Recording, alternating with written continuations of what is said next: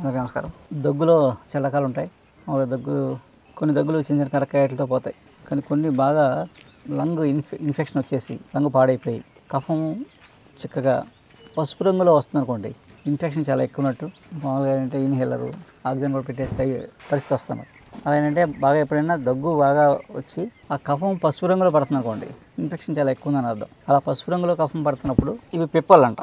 పిప్పలు మామూలుగా అయితే ఈ పాదు ఇంట్లో పెంచుకుంటే ఈ పచ్చివి ఉన్నప్పుడు పచ్చివి వేసుకోవచ్చు. పచ్చివి లేనప్పుడు మీకు ఇవి ఎండివి అన్నమాట. పిప్పలు ఎండివి బజార్లో దొరుకుతాయి. పిప్పళ్ళు ఒక 2 పిప్పళ్ళు ఒక 30 ml పాలులో కలిపి తాగాలన్నమాట. తాగితే అలా రోజుకి 3 సార్లు ఒక 15 రోజులు తాగితే వారం కానీ 15 రోజులు అంటే తీవ్రతను బట్టి. ఆ కఫం చాలా కాలం నుంచి ఉందనుకోండి, దగ్గు కఫం ఒక 15 రోజులు, లేదు తక్కువ కాలం నుంచి ఉందనుకోండి ఆ దగ్గు బాగా 7 రోజులు, 7 రోజులు కానీ 15 రోజులు కానీ తాగాలి. ఆ దగ్గు కఫం పసుపు రంగులో పడుతున్నప్పుడు పిప్పళ్ళు వేయించిన పొడి ఒక గ్రాము, పాలు 30 ml కలిపి తీసుకోవాలి. ఉదయం ఒకసారి సాయంత్రం ఒకసారి 7 రోజులు తీసుకోండి, తగ్గిపోద్ది. ఇంకా ఉందనుకోండి 15 రోజులు ఉదయం సాయంత్రం అంతే 2 డోసులు వారం కానీ 15 రోజులు కానీ తీసుకోవాలండి. తీసుకుంటే ఆ దగ్గు కఫం ఆ పసుపు రంగులో పడే కఫం పోయి ఇన్ఫెక్షన్ ఏదైతే ఉందో శుభ్రంగా క్లియర్ అయిపోయి లంగ్స్ ఆ కఫం పోయి ఊపిరితిత్తులు బాగా శుభ్రపడి ఆ ఆక్సిజన్ అందిస్తామన్నమాట.